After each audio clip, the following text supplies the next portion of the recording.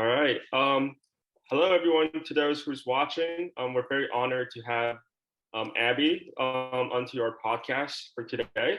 We're absolutely delighted to have her share some of her experiences regarding her company Acesso, as well as some other entrepreneurial experience and journeys she has. And without further ado, I'd like to ask the first question. So, Abby, can you briefly walk us through your journey with Acesso? What inspired you to create this special platform? For sure. Thank you so much for having me here. So, what really inspired me was a few years ago, my sister has gotten dysautonomia.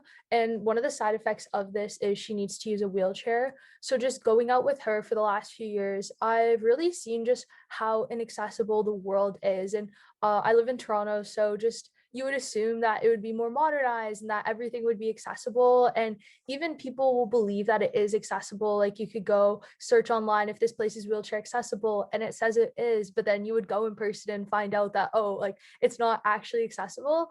So really just seeing both how inaccessible places are and the lack of reliable information online. So this is what really inspired me to create Accesso with a group of other high school students. So essentially what Accesso is it's a platform where we've rated over 2,500 stores in different malls across the GTA based on how wheelchair accessible they are. And one of the things we're working towards currently is we're working with a consulting firm in the United States to really create a way we can consult with the stores that aren't accessible to make them more accessible. Got it. That's very fascinating that you're working with a consulting firm. I want to ask how you were able to scale as a company, like from scratch to rating 2,500 stores. Can you just kind of walk us through that journey? Yeah, for sure. So Accesso originally started off in the junior achievement program. So for anyone who doesn't know what that is, essentially what it is in quick is you're paired with a bunch of high school students and you're told, okay, go create a company with basically that as your standard. You can choose what you do it, how you do it, and all of that. So that's where Accesso initially formed. So how we met most of the team from there. And then really one of the things that's kind of important to note, I guess, is like we didn't really decide on doing Accesso and start it until January, February of 2020, which is essentially right before COVID hit. So we had about 20 people in the original organization when we were in the junior achievement program. So right before COVID hit, we were able to go to, I want to say about 700 stores before then at different major malls within Toronto. So that's how we got like the first bulk. And then moving forward from there, because of COVID, it was obviously really challenging to continue to rate malls. So kind of we did a couple right after the initial launch, and then last summer over like when it was kind of like less COVID restrictions, and then we started to now again now that stuff's starting to open up. But really we're all of our ratings are done by people in the organization, because one of the biggest challenges we've seen in terms of accessing information online is just the lack of reliability. So we make sure that the people are in our organization so we're able to properly train them and use a standardized rubric that we created with healthcare professionals just to ensure that the information is accurate. In terms of how we scaled the organization and the people within it, so right after we finished a junior achievement program, we decided we want to continue the organization. So we did hiring publicly to different high school and university students. We posted it on our social media, and people who continued it also posted. So that really spread it. And I think really just since then, we've done a couple other hiring sessions. Mainly we've spread the word just by word of mouth and through different events or different speaking opportunities like this, where people are able to learn more about it and they get interested and come to hiring. Yeah, if I may just ask a follow up on the standardized metric you developed with the healthcare professionals, whatnot. Can you just kind of walk us through that metric per se, and like how exactly the rating system out of five kind of worked in your company? Yeah, so there's a couple different things we examine when we go into stores. So the first one is the entrance. So we look at, okay, so would a wheelchair physically be able to get through would be kind of like the base, like, okay, 5 out of 5 if a wheelchair can get in. And then you kind of have to look at other things such as like okay, is like the ramp to get in, if there's a ramp, too steep for a wheelchair to be able to do it by themselves? And another huge thing is a lot of outdoor malls, for example, they have buttons that you need to get into stores, but oftentimes the buttons don't work. So making sure that like everything around is working. Another thing we look at is aisle space. So we've kind of created some measurements in what we need the aisle space to be like and how sharp turns can be and whether there's things blocking the way, for example. And then another thing is looking at emergency exits. So one huge concern that's kind of been raised is within malls. So if there's a fire and you're on the second floor, but there's no exit on that floor, how are you going to exit the building that's on fire, right? Because then you're assuming that elevators aren't working, right? So just looking at that. And the last thing is change rooms. So a big issue that we found is that change rooms just aren't accessible. So either they're too small to physically get the wheelchair in, or oftentimes they might be big enough to get a wheelchair in, but the door closes on the inside. So like you go in, it opens inwards. So when you try to close the door, there's not enough space for both the wheelchair and the door to close, which essentially defeats the purpose of a change room if you can't close the door, right? So those are the main things that we look at. Moving forward, we've been working with looking at kind of the legislation in regards to buildings. So looking at buildings as a whole rather than specific stores is kind of something we're also looking towards. Sounds awesome, Abby. Sounds like it has been a success so far of your company, but could you describe some of your biggest challenging when scaling Acesso at the starting stages or even now? Yeah. Yeah, one of the biggest challenges we faced at the beginning of it when we were first going out to rate malls is just how our organization, the people in it were treated, which was really eye-opening to see. So some of the challenges were people were saying like we didn't have the right to like go in, and we would bring like paper and pencil or do it on our phone, like take notes of things or take photos if we weren't 100% sure on something and wanted other people to see.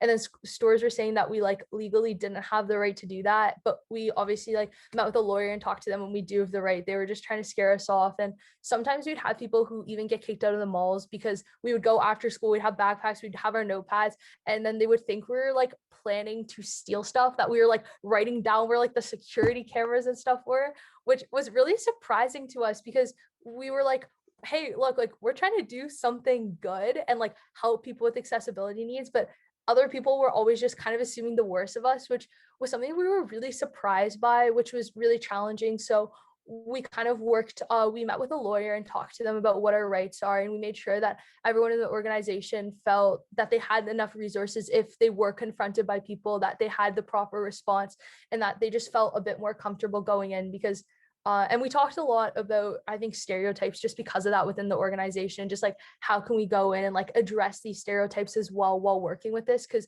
we were really taken aback by just how the stereotypes were against high school students and teenagers. That's very interesting. So just to get a better understanding of the entire operation, could you share like an example or two of how Accesso was instrumental in driving meaningful change in the city?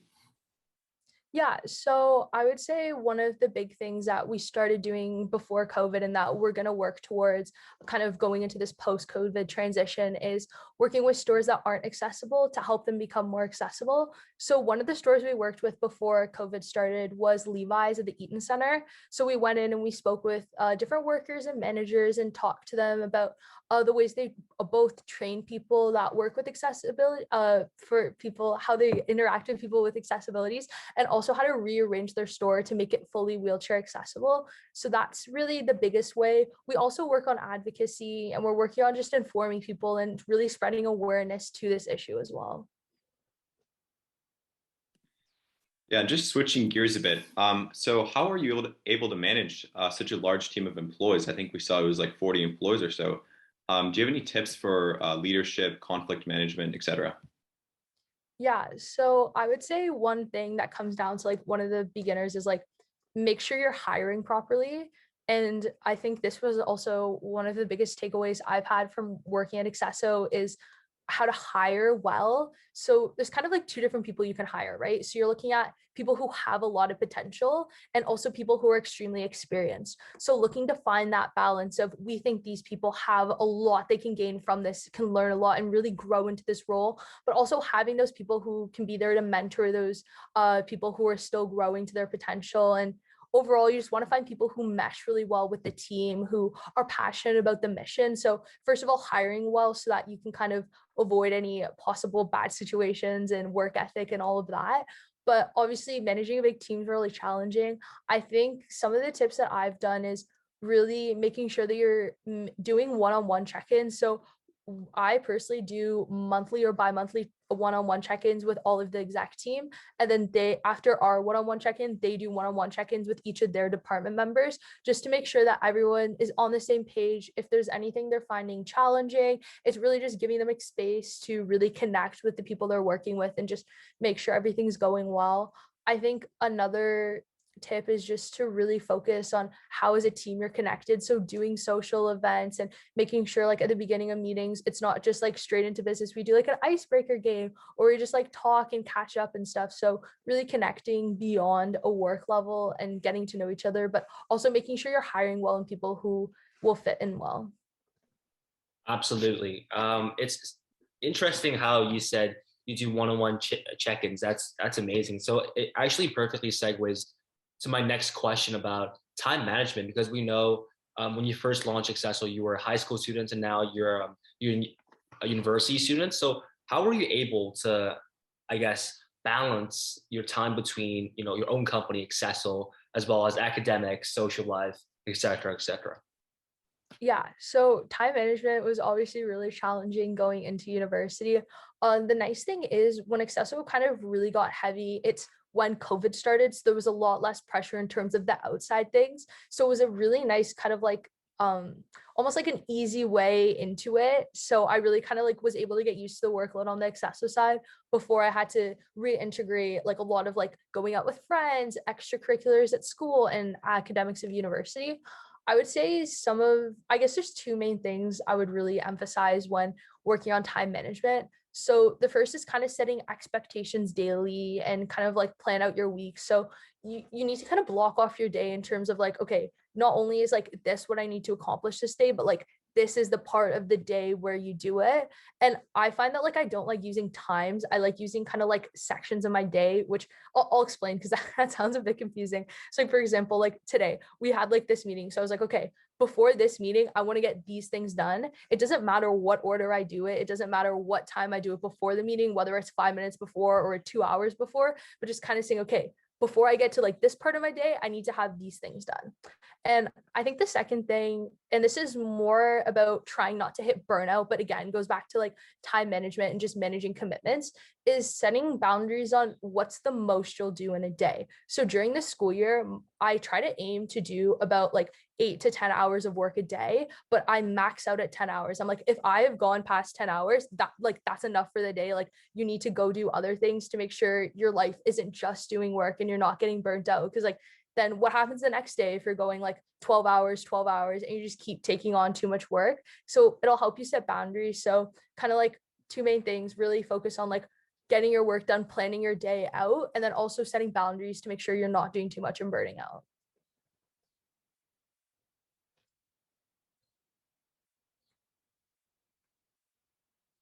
Yeah, sorry. So we also wanted to ask you, people often talk about how high school may not teach very practical skills for things like starting a company. So could you maybe share how you were able to actually use what you learned in high school and also university now to really grow and yeah, find success with this company? Yeah, so starting off with high school, I took a business leadership class, which I think has been so useful in terms of helping start the organization and just the things I learned. Obviously, this is like very specific to business, right? So like it talked a lot about how to manage people, how to work together, a conflict resolution, and kind of what skills are needed in a leader. And it also went into kind of like specific roles in an organization. So we learned how to do corporate outreach to potential sponsors, and we worked on how to organize an event. So I think all of that obviously was extremely relevant in terms of startups itself.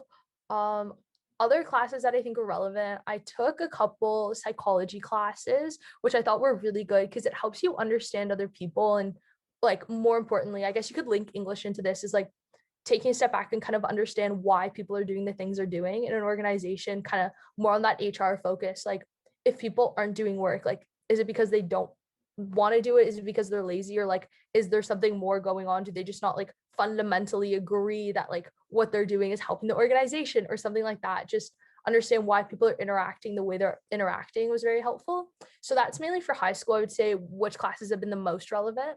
In terms of university, I have found that so I'm in studying business at Laurier. I'm going to my second year now. And I found that honestly, almost all of my classes have been extremely relevant and helpful. It does definitely help that I am in business and it is very business-like, right? So I'd say specifically the first business class I take, which is in the business environment, it talks about how to not necessarily compete with other companies, but if you're in the same space with other competitors, what can you do to differentiate yourself? How do you respond to changes in the environment? Which I thought was particularly useful in terms of how do we respond with COVID? Because we designed this organization to be in a non-COVID world. So with the bulk of what we're doing not being able to be done, really understanding how to react to different environments. And then we also do classes on marketing and HR. So really understanding how to put that in. So I would personally say like, there are definitely some high school classes that were relevant, but overall, most of what I'm doing in university is really relevant to that. For sure, Abby. Just switching gears. So many high school students, including myself, participate in business extracurriculars like JA, where they have the opportunity to create their own business. However, many of them, including my own company, liquidate their business once the program is over. What made you decide to continue with business, and how were you able to continue without the support of, let's say, advisors or the program itself? Yeah, so I think there's a few things to that. So firstly, when we created this organization, we thought of it more as like, we're not trying to make profit off of this. We really want to create change with this and we want to see the impact it can have. So when it came to the end of the program, we kind of went and like, we still really believe in what we're doing and we want to see like how we can continue to support this. That was the first thing. We really believed in what it was. The second thing was, again, like COVID halfway through the program kind of hit and took away from a lot of the things we want to do. So I think all of us were sitting there and like, I think we're still at that point where we're kind of like, we still see a lot of potential in how this can expand. And we really want to see where we can take this post COVID and like see how it can really grow. So kind of like that, also like wanting to see where it can go. And I think the third thing is we found that a lot of people around us, especially in the junior achievement program, were saying that like it's really cool and they think it's like something really unique they hadn't seen done in the program before. So we really want to see kind of like, okay, yeah, like it's something people are interested in. Like let's just see how it goes. And we're also in the middle of COVID, right? So we're kind of like, we don't have much else going on. Like we have the time right now to dedicate to it. So kind of like, let's see where we can take this. Yeah, that makes a lot of sense. Kind of switching gears. Recently in social media, we have seen like a lot of young people confronting like ableist languages and stereotypes, et cetera, and they're trying to implement meaningful changes when it comes to that. So we just want to know, what is your take on that recent movement and why is it important for us to acknowledge this movement? Yeah, I think it's really an interesting thing that's recently come to light because I think when we were sitting down originally ideating for Accesso, we kind of like came up and pitched the idea, but there was a lot of people who were kind of hesitant at the start, who were kind of like, well, we just don't think people with accessibility needs are being discriminated against. We think everything's accessible. And like, it literally took us because my sister's in a wheelchair, we took her to the mall and we just filmed her going around stores, like showing how it's not accessible. So like, I think a huge thing is people aren't aware in which places aren't accessible. So I think kind of like bringing this attention of like, there is stuff going on here where people aren't being treated properly and are being discriminated against, whether you realize it or not. And I think that's a huge thing within accessibility. Like people aren't always aware that they're discriminating against people with accessibility because it's not something they daily think about. Like before my sister was in a wheelchair, I never went to a mall or a restaurant and thought like, wow, if someone with a wheelchair were to come into here, like it wouldn't be accessible, right? So like I think it's been really awesome to really see all of it come to light. I think it's helping to educate people, but most importantly, really bringing awareness to the issue. Yeah, so just thinking bigger picture now, given that you've achieved such success with your company and that you're now, in university, could you share some of your long-term goals with Accesso? Yeah, so I guess there's kind of two big things that we're working on, which are more long term. So one of them is, like we said, we're working with a consulting firm in the United States called Kearney Consulting, and we're coming up with ways that we can like officially reach out to stores and consult with them. And we're also working with lawyers to make sure it's all legal and that no one can sue us, because that wouldn't be fun, and just like trying to find the best way to go about that. So long term, really, we want to turn into kind of a service that can help consult with stores that aren't accessible. The second thing we're working on is we're starting to reach out to local politicians and seeing in which ways we can help change the legislation in regards to accessibility. So we recently did like a deep dive over this summer into all the legislation in Toronto, Ontario, and Canada in regards to accessibility. And we found that there are some laws that help the cause, but overall, like there needs to be more done, and they need to be more specific. They need to be more reflective on different areas, because right now it's kind of it's really easy to get away with not following it, so really finding a way to enforce it. So I think another thing we want to work on is really the legislation, changing legislation around accessibility to make it more of a requirement to make areas accessible. Those are some very, very tremendous long-term goals. So kind of switching gears, like Accesso aside, what are some of the other, like, I guess, initiatives or entrepreneurial like clubs or experience you've been kind of doing in Laurier that you'd like to share? Yeah, so since I started Laurier, I joined the JDCC Laurier competition team. So essentially what that is it's a case competition team. So what you do is you get to go and compete in different case competitions on behalf of Laurier. So it's been a really cool opportunity. Recently, we got to compete in a competition. Unfortunately, it was virtually, but it was supposed to be in Oslo, Norway, and it was for the University of Oslo and the United Nations. So we got to do some work with the United Nations in regards to how to help make a more sustainable food systems. So right now we're working with the United Nations on implementing solutions to help bring food boxes to people in Mozambique. So looking at how we can really help more people get access to healthy and fresh foods. So that's been really cool. And in terms of kind of like starting my own thing within JDCC itself, I'm starting a new program with one of my friends, Sammy, which is helping first years get more access to different resources in regards to case analytical skills. So that's really cool. We're making 8 different workshops to help teach them different skills such as finance, marketing, kind of crash course into an hour and a half and what you need to learn. And we're also working on creating a live case competition with a private equity company for the fall, which will be super exciting as well. Thank you, Abby. Sounds like some really good and fruitful things you've been on to in Laurier.